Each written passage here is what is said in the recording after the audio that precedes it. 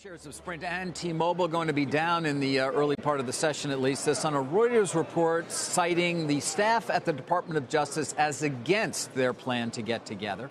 Of course, that doesn't necessarily mean the DOJ will move to stop the deal. That will be up to, in part, of course, the staff's boss, Makin Delrahim, and other political appointees there as well.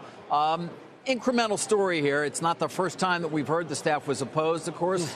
A couple of months ago already, the Wall Street Journal reported similar, and there has been from any number of other news organizations reporting that the staff was lining up against the deal. We did get some timing, if again Reuters is accurate, saying it could be as much as a month before we hear a final decision.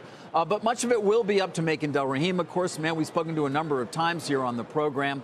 Most recently, a few weeks ago, when I caught up with him at the Milken Institute conference in Los Angeles and asked him specifically about whether he'd made his mind up on Sprint and T-Mobile and what was going to be behind the final decision. Will there be a price effect? Will there be an increase in ultimately the price to the consumers for their cell phone bills as well as their broadband? You know, with the advent of the innovations that is happening with 5G and other technologies, you're going to be able to use that phone for more than just communicating with your best friend or texting. You're getting your media, you're getting video, and we want to be sure to encourage that. But ultimately, is there going to be a price effect when those two combine?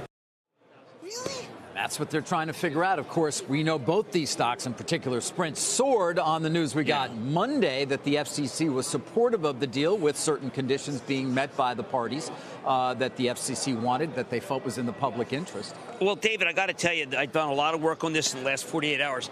You can't compete in 5G without those two keys merging. The expense of it is monumental.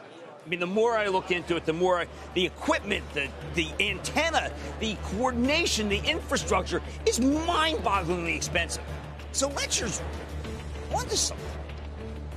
5G figures into a lot of our stories this morning. Of course, Qualcomm as well. There'd been a hope that the federal government would weigh in because it's so important there. Here, there is also that question as to whether it's a national priority and whether that will win the day somehow for these two parties. This 5G is so powerful, and almost every day we change up, down, up, down, up, down. Today's down. Yeah.